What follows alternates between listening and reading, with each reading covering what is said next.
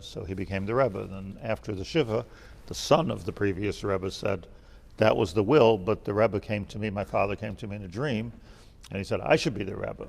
So he had the will and the dream.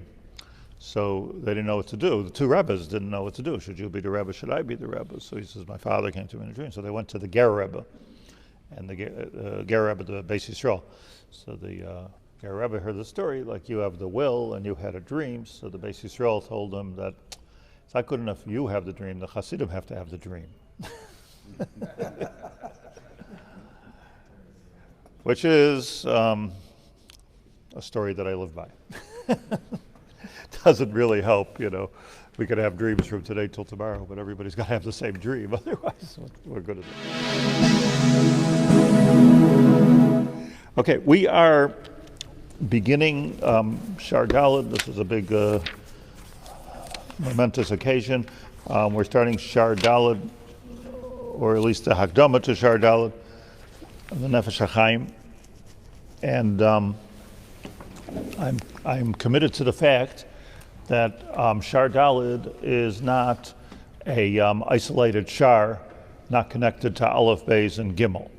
Even though, because Shaar Daled deals with Limud HaTorah and how to learn Torah and the proper way to learn Torah, Derech HaLimud and the Kavanah of Limud HaTorah, it's often the case that in the yeshiva world, and the sort of curriculum, if you will, of the yeshiva world, so they dabble in Shaar Aleph and a little bit in Shaar Beis, and then move to Shaar Daled. Shaar Gimel is completely skipped. That's for Mekubalim.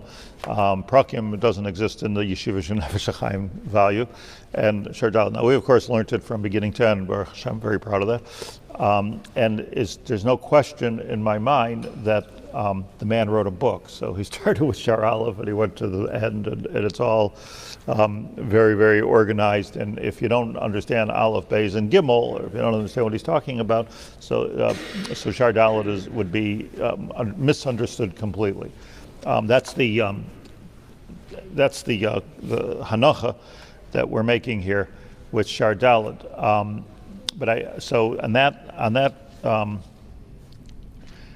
On that point, I just want to remind you the very fascinating question that we asked at the end of last week, which was really the end of Shaar Gimel, or the end of the Prakim. And there are those, Rav Leichter brings them, others bring them, that say this is the whole diyun, this is the whole machlokes, if you will. And that is that what is the tachlis of Judaism? What is the tachlis of Torah? What's the tachlis of tefillah? What's the tachlis of mitzvahs? The whole thing, everything that what's the tachlis of everybody, all of us sitting here today? What's the tachlis of the shul? What's the tachlis of everything? So you can learn it two ways. And what's said is that, and this is an interesting thing, that the way let's say the Hasidim understand it is that, which is really kind of pashut in Chazal, and that is that it's all for tikkun ha'adam. How do our neshama comes into this world, comes into a guf, we need to do some type of a tikkun to get through life and get into olam haba. It's all about tikkun ha'adam, and we can do this through mitzvahs, we can do this through learning, we can do this through davening, we can do this through chesed, but it's all about me coming into this world, the world being, if you will, the university of the soul, the neshama getting through this world. The Balatanya used to say, I don't think it was a Zayar, maybe it was his words, and the Lubavitchers even made a niggin out of it, that haneshama yeredes l'toich haguf hitzoyekes vai. That's the way it goes. Hitzoyekes vai v'haneshama zu tzarech aliyah ad shekol zehu kedai.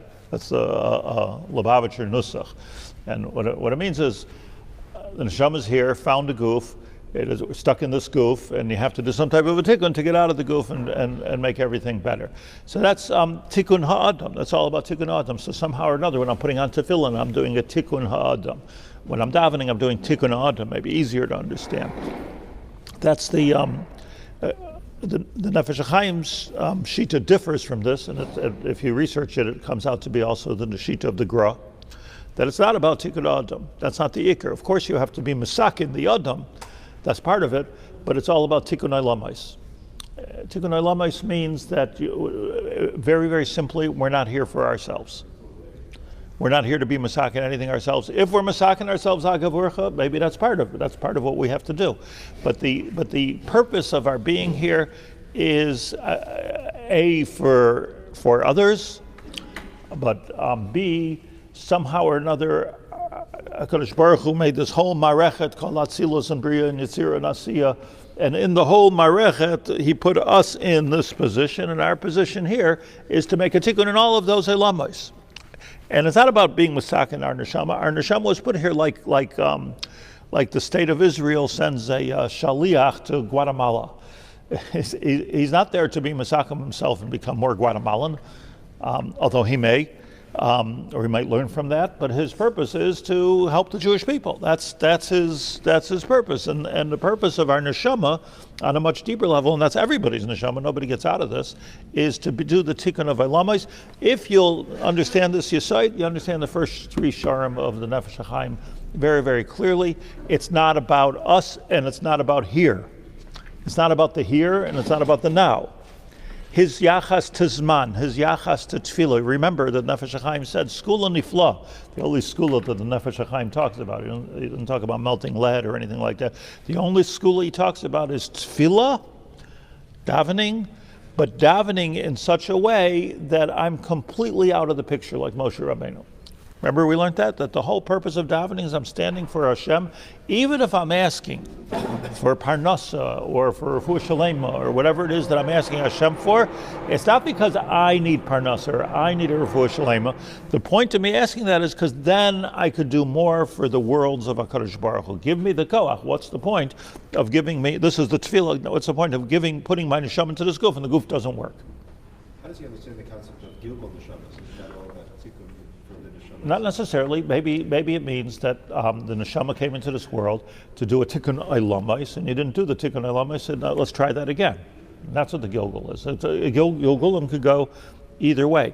The main deep point, which was hard to understand when we learned it, is that if you recall, the Nefesh Hachaim asks in Shaar Gimel,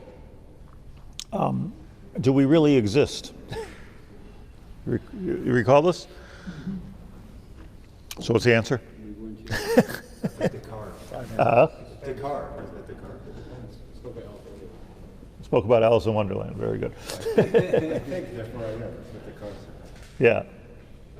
I was going for Alice in Wonderland, which was all the same. So at the end, the sort of shita is, look, it's impossible to understand. It's too existential to even go there. But his point was that ad kedei kach, we may not even exist in the way we think we exist. We may just be like a projection, like a movie on the wall. And if you go to like some kind of an IMAX movie or some kind of serious theater, you're like really there, but you might not really be here. Interestingly, I don't know if I mentioned this or not last week, but the Lubavitcher Rebbe in the Likutei Sichos, where he comments on last week's parsha, that when we saw Kolam Royim es HaKolos, we saw the kolos, we saw the thunder. So Rashi says from the Gemara, it's a Gemara in Sanhedrin, Rashi says, Hayeroyin es HaNishma v'Shvayashomim es HaNira. That's what Rashi says, but he doesn't say that. That's what the Gemara says. He says Hayeroyin es HaNishma. He leaves out the second part. Rashi, this interesting ha'ara in Rashi. So we spoke about a number of pshatin. What does it mean to be royim as hakolos? Friday night I said the Brisker Rav. The Brisker Rav said pshat. Maybe just ask him to get back to this in 15 minutes. Yeah. Anyways.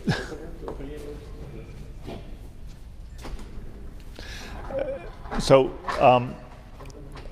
it's very interesting that the Nefesh Hachaim talks about this, royin es hakolos, v'shoimim es hanira. Think about it, like in other words, things you usually, the senses got mixed up, right? Things that you usually see, you heard, things that you hear, you see. It's going to dry otherwise. Okay. But if you have a Nefesh Hachaim, just look for one moment in Shaar Gimel Perek Yud Aleph in the Hagah. And here, Bein HaDvarim, where he discusses the existential question of whether we are real or whether we're not real, he says, "V'yesh lefarish al pizem ma'morim zal al shal yushoymim es hanira v'royim es hanishma." He talks exactly about this in the Hagah. V'roitz aloymar. What does it mean? Shekol kach nispatlu mehem oz kol koichos hagashmias. We became so non-existent when we were standing at Har Sinai. You get it? Like we were so not there when we were standing at Har Sinai, so spiritual. Nizdachech has that we became, our minds became so nizdachech, so purified. Achekol mitzius inyonei hamuchashim hagashmiyim, until all of our senses shall yutchila royim oisariya chushias atan nispatlo atzlam meroisim bechush ruusam v'yismoinim b'em klal. Those whole senses, things, you see this, you hear that, the whole thing got famished. Because we got above the level of Gashmias. Ad shederach moshel came ad kedei kach im hayeroitzim mila havina minyonei hamuchashim hagashmiyim. If somebody wants to understand the physical senses, hayitzarich l'saper lahem la'ashmiya lishmoya oizim sheyeshnem b'metzias. What he's saying is, this is not where we're holding, so I just want to say it very quickly, is that what happened at Har Sinai is that we transcended the place of and the limitations of Gashmias. So normally you see what you see, you hear what you hear, and normally you hear something from afar, but you only see something that's without a mechitza. So we were royim as ha-nishma and shemeya as ha-nira. We transcended it because we became zeros. We became total bittul. Interesting that the Lubavitcher Rebbe in Likutei Sichos on this exact same pasuk, in this exact same chazal, says that everything in the world that you look at, everything that you look at, has a gashmius to it and has a ruchnius to it. Everything. So when I'm looking at Rabbi Yitzchak here, I'm seeing your gashmius, but maybe I'm not seeing a whole other part, maybe a much bigger part, which is the ruchnius zone which surrounds you. It's true of you, it's true of the sefer, it's true of the table. Everything has a gashmius and a ruchnius. A person has a guf and a neshama, right? But we don't see that neshama. So what happened over here at Har Sinai is that it was integrated. We became on such a madrega that we saw things that until now we only heard. Royin es hanishma, we saw things that we only heard. Says the Lubavitcher Rebbe, just to really explain the Nefesh Hachaim with how opposite he is, he says that it means to say that all of that ruchnius became gashmius. That's what he says. And if you think that the world isn't real, as I'm saying, the Nefesh Hachaim says, that is so wrong. It's so real. It's incredibly real, and that's the whole maimed of Har Sinai, that something spiritual became real. So here's the Nefesh Hachaim saying that something real became spiritual, and he's saying something spiritual became real. So does this sound like some kind of a pilpulistic chakira? No, it's an extremely important thing. What's the kavanah of Torah? What's the kavanah of tefillah? What's the kavanah of everything that we do? Is it to become more real and be masakin ourselves?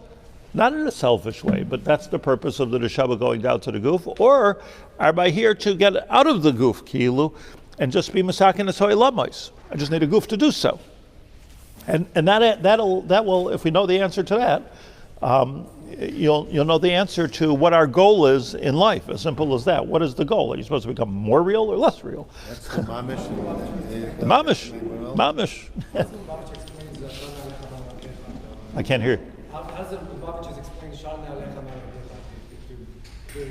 Momentarily. Same concept? I don't know. I can't speak for them. I'm sure he does explain it, but the way I understand it is that Moshe Rabbeinu was at the beginning of his prophetic career, and at that point he still had to take off his shoes. So that means it's Meaning, but ultimately, he has to become like Midas HaYesod and Midas HaMalchus, where Yosef Haya b'Mitzrayim. Midas HaYesod, Yosef Haya b'Mitzrayim. Meaning, like, ultimately, you got to keep your shoes on. That's the whole.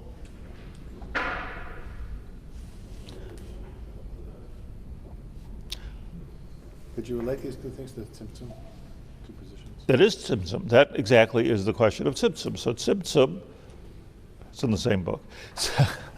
So Tzimtzum means from a Tzimtzum Gomor, from a Tanya perspective, is coming down, and this is getting filled with godliness. So too close to pantheism for the comfort of the Vilna Gaon. But the definition in the Sefer Tzniusa of the Vilna Gaon of Tzimtzum is exactly the opposite. Kadosh Baruch Hu contracts out of the Gashmias. You see, so are we like as the Balatani says, Kol Adam Hu Nefesh Hachaim Mimal Mamish, Vayipach Ba'apav, we became godly, not just Getlach, but like a piece of God. Or is it that we are serving Hashem? And on the contrary, the more we're serving Hashem, the less we are. Like, well, who's the better servant? The better servant is the one who has nothing, takes nothing for himself. So this is the extremely important chakir, understanding tefillah and philosophy and everything that the Nefesh Hachaim said, understanding it this way. However you want to understand the Gufa, that it's all about tikkun lamais. So now you get into what's the purpose of learning Torah. What are we doing? Now Torah is the hardest one. I don't mean it's hard to learn Torah. It's the hardest one to fit into to categorize, because limud Torah on the one hand is Talmud Torah Keneged Kulam. No bigger mitzvah than limud Torah. Talmud Torah Keneged Kulam. That's what that means. But when we say Talmud Torah Keneged Kulam, is this a sort of a self-enrichment exercise? If we're trying to talk somebody into learning Torah, be makar of somebody, so what do we tell them? We tell them that, look, if you learn Torah, you'll get to know yourself, and you'll get to grow, and you'll get to become greater. You'll be mavatal your ego. You'll have that greatness too.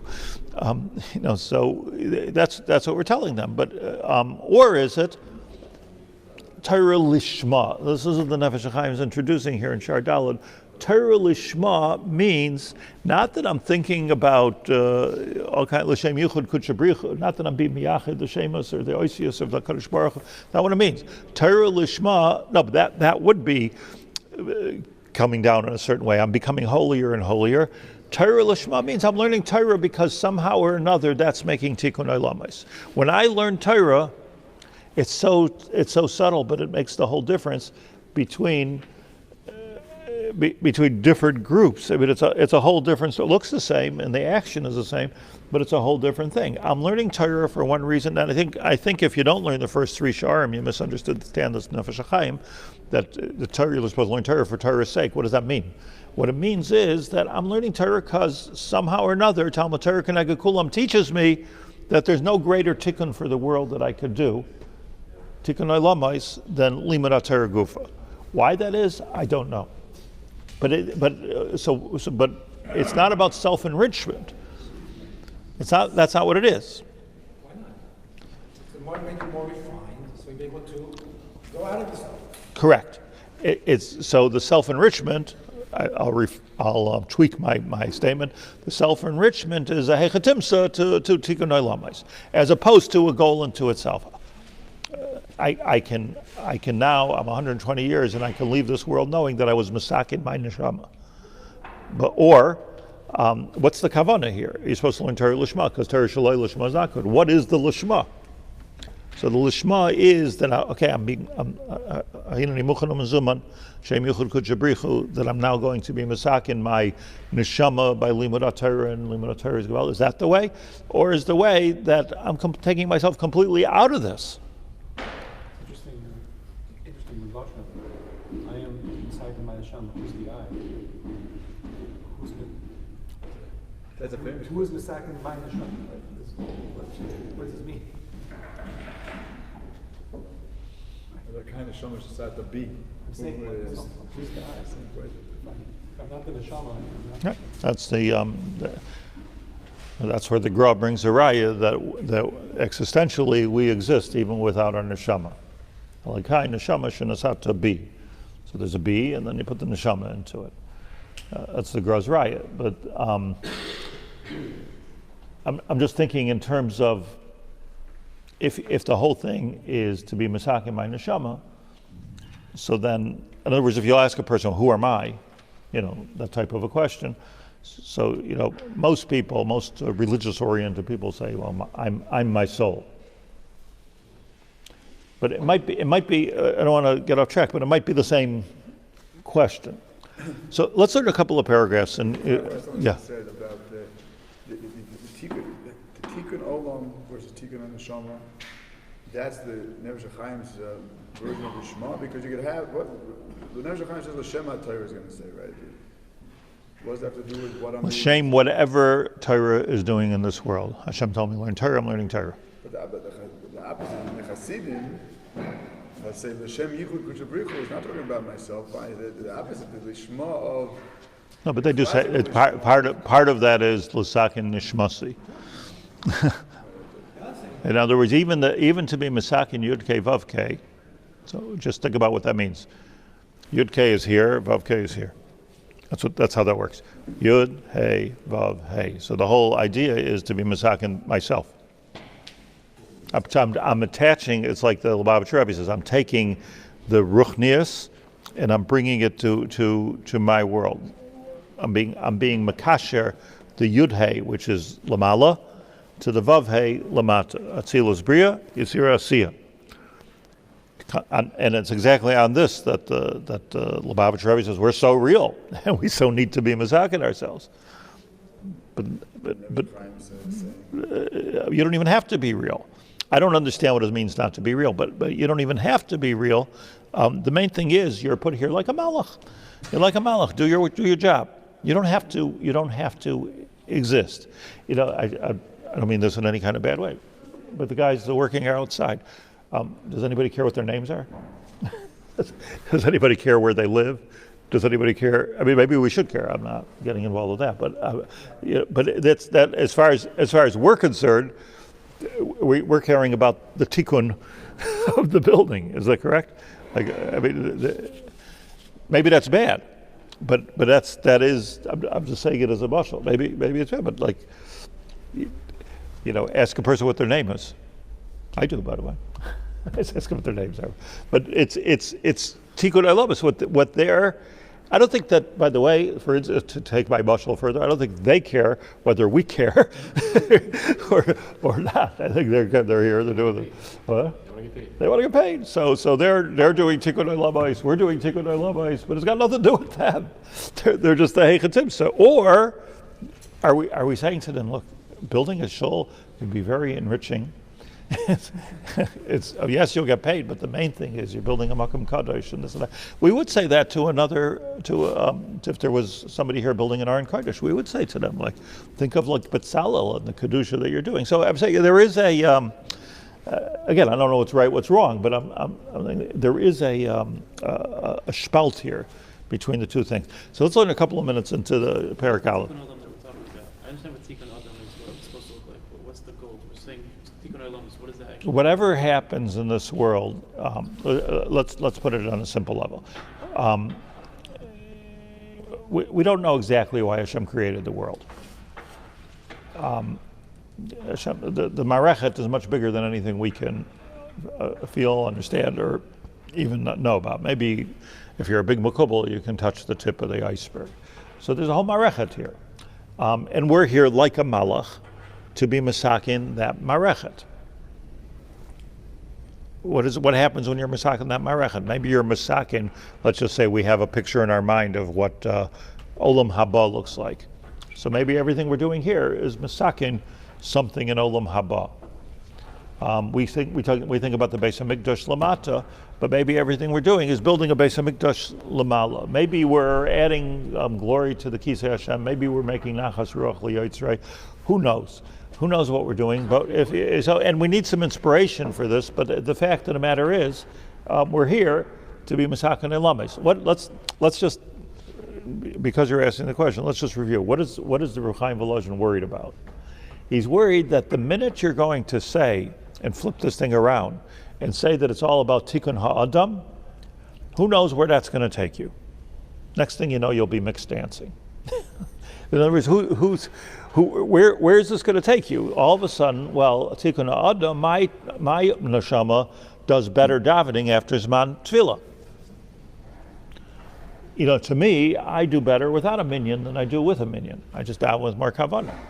Beseder, but you don't understand what your davening is about. In other words, who said the halacha and the hashras hashchina and all these things? This is the principle. You don't mess with your medicine. You don't mess with the mitzvahs. You don't know. You don't know enough to do it. We don't get it. So, what the Nefesh Hachaim is saying is that I'm very worried about the fact that if you do anything which is for Tikkun Ha'adam, everything can get messed up.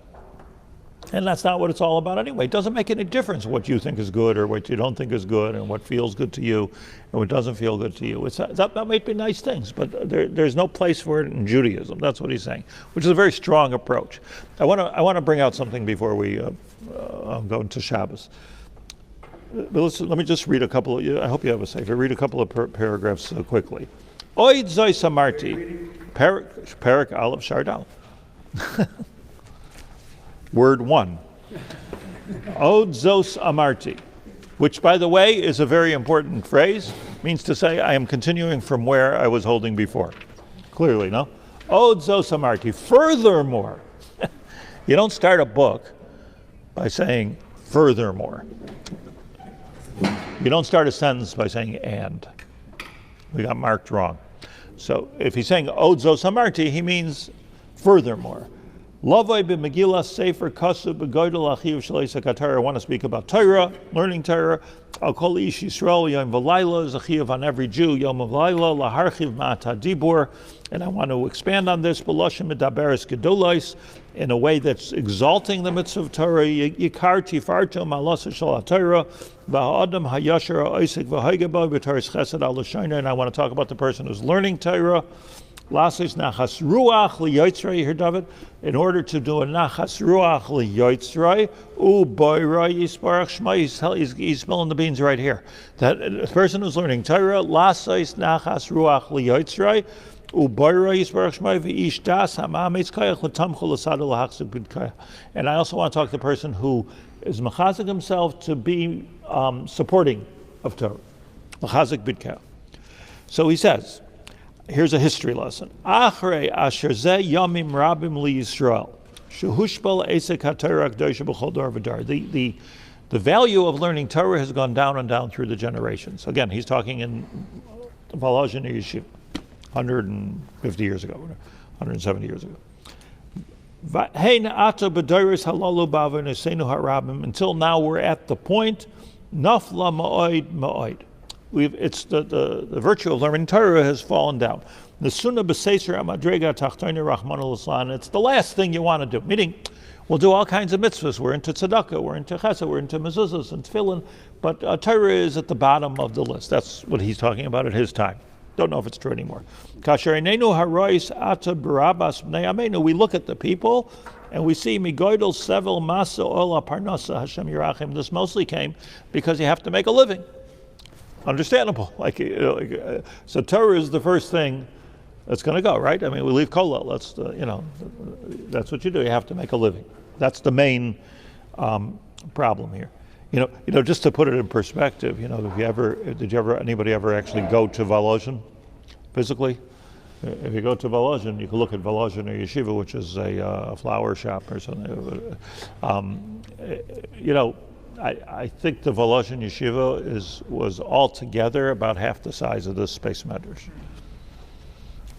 A perspective of, and that was,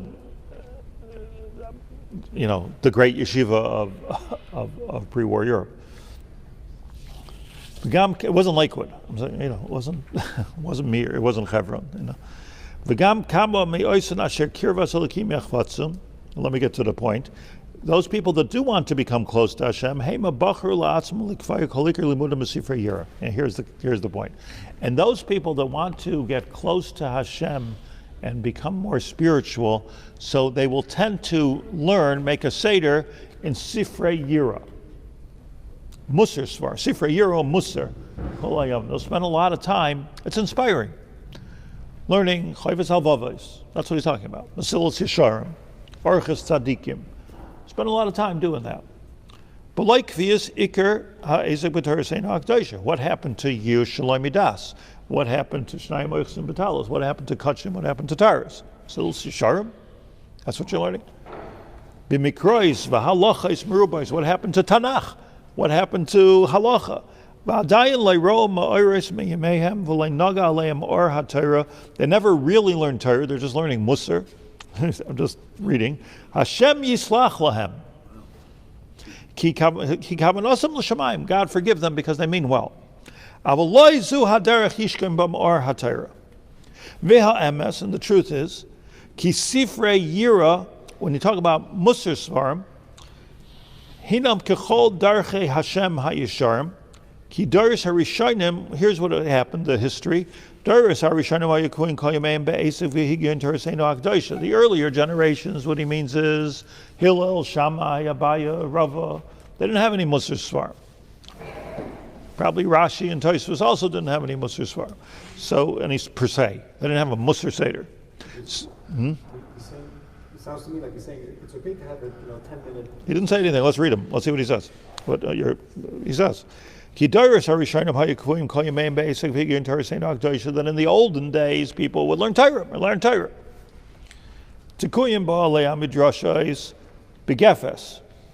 is how do you have gefes in your book, by the way? Yitzhak. Study and see the stars and. What does it mean? How does it mean? Gefes. So some say Gemara, Pirush, Tosfos.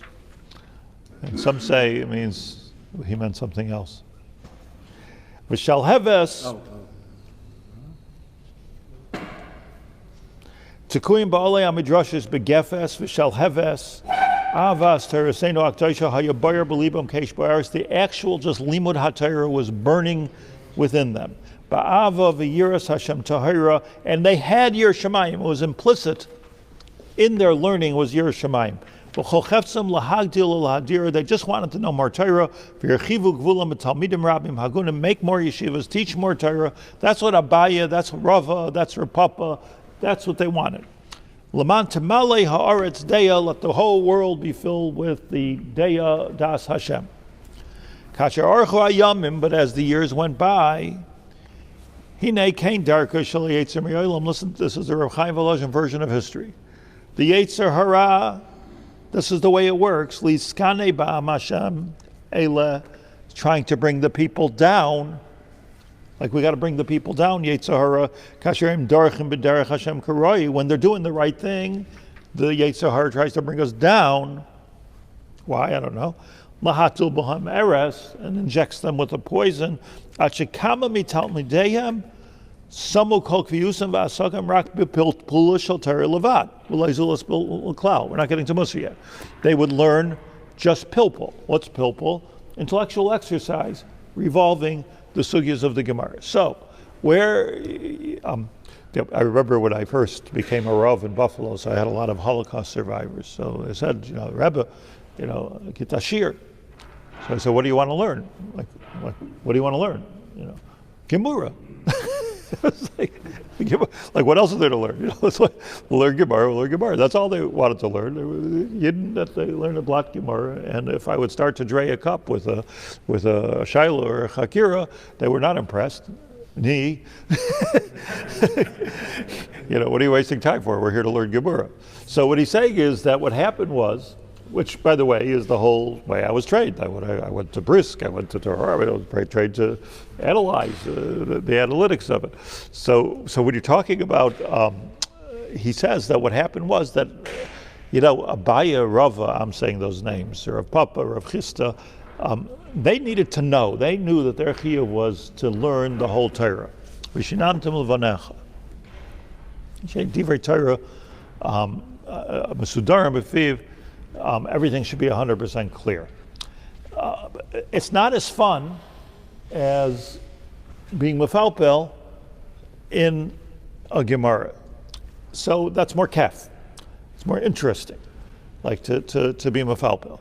So what happened was, he says, that to make the learning more understandable and more entertaining, so we got into pilpul until everything became just what he calls pilpul, and stopped learning Torah. V'shaninu b'mishnaseinu imein yira ein chachma. Also, it says in the Mishnah that if there's no Yir Shamayim, there's no Chachma. Void harbi mamari Rabbi Seinu Zal mashuv l'halam perik dalid imir Hashem. I'm going to bring this. It doesn't say that they stop learning Torah. It says they stop having Yiro. So he's going to be miyashiv this. But the point is this: when you're doing pilpula shel Torah, you're doing it for yourself. More entertaining for me. So that's, he's saying, a lack of Yiras Hashem, the way he understands it. It's a chiddush. But here's the history. Everything's a reaction. When everybody was so involved in pilpul that they stopped learning Torah, so the Rosh Yeshivas and the Gedolim at that time, the Einei Ha'eda, Asher Darkam B'Kodesh, and the way what a Gadol is supposed to do, here's a good definition, for Gedoleihem and Einei Ha'eda, what's the purpose of a Gadol? Asher Darkam B'Kodesh Lishkoid Al Takonas Klal Achinu Bais Yisrael. Their job is to look at the generation. If you want to be a Gadol, that's what you have to do. You have to look at the generation and say, where are we holding today and what needs a tikkun? What do we have to fix? They saw, well, the learning has changed into, it's not about Bakiyas and Iyun, by the way. It's about learning for your own intellectual gratification, which is not Lishma, or learning the Dvar Hashem. Obviously, you have to learn right Pshat. By the way, because I said something before, like in Brisk, there's no pilpul. Zero. The sefer of Reb Chaim Brisker is this big. He gave Shiurim all his life in Volozhin. He gave Shiurim all his life. How would you define pilpul there? So pilpul is a very interesting question, but you're not coming lahalacha. I think that's what he means by pilpul. You're not getting anywhere with it. Just it's like esoteric, theoretical. But what I did want to say is that the yeshivas that are, everybody criticizes the yeshivas that this is what you learn, 6 blot a year. You're not getting anywhere. What do you know about Baba Kama anyway? And even the 6 blot you don't know. Right? We've all heard this criticism, and it's all emes and it's all sheker. But the reason why it's emes is it's true. If you learn 6 blot in Baba Kama, what do you know? On the other hand, it's sheker because the purpose of a yeshiva in general is to teach a person how to learn the Talmud, Bavli. In other words, it's important to understand that you don't go to yeshiva to become a Talmud Chacham. You go to a yeshiva to learn how to learn so that later you can become a Talmud Chacham. That's usually the division between a yeshiva and a kollel. Whereas it goes into kollel, so okay, now I'm going to take my newly found skill and I'm going to become a baki in Yeredeir and Hilchos Mikvayos or a halacha b'chlal, or I'm going to become a posek, or those things. You don't become a posek. You can learn in yeshiva all your life. You're not going to become a posek. So it's important to make the distinction that nobody ever claimed that the purpose of a yeshiva is to know Baba Kama. Why did they pick these 8 Masechtas anyway? Because that was the best places where the expert teachers I'm talking about, like Reb Baruch Ber or Reb Shimon Shkop, where these teachers were able to find a derech of how to learn Torah properly. So we shouldn't look at yeshiva. I think, by the way, with all humbleness, I think that the Rosh Yeshivas don't understand what they're doing sometimes. In other words, you start a yeshiva, and this is to become a Talmud Chacham. It is to become a Talmud Chacham, but it's not about, even B'kiyas Seder, like what's that for? Just teach me how to learn. Then you get to a point where it must speak. Rabbi Yaacov Haber once said, I was at a keynote where I heard him speak once, and somebody asked him the Derech Halimut. He said, in his opinion, from 20 till 20 years old, you learn how to learn, and when you're 20 years old, hape done learning. You should learn something. It's just a hechatimsa.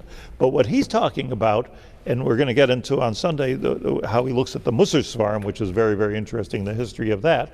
But what he's saying is that if you're making a career out of Pilpula Shel Torah, and you don't know a halacha, and you don't know a scope of Torah, and you don't know, or he's going to say, and he alluded to before, if I make my career out of learning things which make me feel closer to Hashem.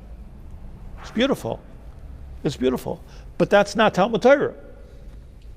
That's a religious experience. But we need to do Talmud Torah Keneged Kulam is the Tikkun Olam, meaning not Tikkun Olam hugging trees, but the Tikkun Olam of the big Olam of what Talmud Torah does. And he, by the way, we don't have to guess at how Talmud Torah makes a Tikkun Olam. He explains it to us. He teaches us how Torah makes Tikkun Olam. So, in short, last sentence, Torah Lishma is the same thing as Tefillah Lishma or Mitzvahs Lishma in his thinking.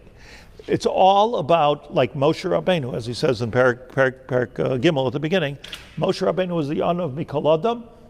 He was mevatel his yesh, and nachnu ma. I don't even exist. That's the bechina of Moshe Rabbeinu. And since the less Moshe Rabbeinu existed, the more he was able to do. And that's an opposite idea of enriching yourself. So Moshe Rabbeinu learned Torah and taught Torah without a zich. And that becomes the derech of Volozhin, according to this. The derech of the Volozhin at that time was Torah Lishma. I'm learning Torah because somehow or another that's making a tikkun in this world, and the next world, and the next world, and the next world. It's not, if a person learning Torah to become a big Talmud Chacham only, or as he's going to bring the Gemara in the next paragraph, Al Manas, I'm learning Torah, Al Yomai Torah, Al Yomai Adam Torah, the Gemara says in Kedushin. Don't learn Torah Al Manas Shi Yikra Rebbe. Don't learn Torah to become a Rav. Don't learn Torah Al Manas Shi Yamid Lefanav. Don't learn Torah so that people will be Mechabed you. Ela Asei Dvarim Laman Pa'alan V'Soif HaDavar Kavod Lavai. So it's a fascinating case here. First of all, bear with me for one more minute. Asei Dvarim Laman Pa'alan.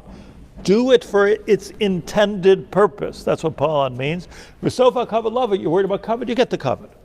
Like Adrabah, this is the irony of the whole thing, that the more you do it for, the less you learn for kavod, the more kavod you get. Yeah? I always wondered that. There's a, dismissed, but there's a famous story about the Rabbi Zilcharif, Migbas Nagid in Lublin. And the Chayza from Lublin was there. And he considered the Chayza to be an Amaretz. And it used to get on his nerves. He was a big Litvish guy. He wrote a sefer Rosh HaBarzel, their eyes in their cup. I think that's his. He said to the Chayza, he says, all these people come to you for Yontiv, and they come and they stand in line, and they come to get a bracha, and it's all fake. You're not really a Talmud Chacham. And the Chayza heard him say this, says, you know what, you're 100% right. And he put out a shmua that nobody should come for Yontiv because I'm not the real thing. I'm not really a Talmud Chacham. So what happened was double the amount of people came. So Soif HaKavod Lavai is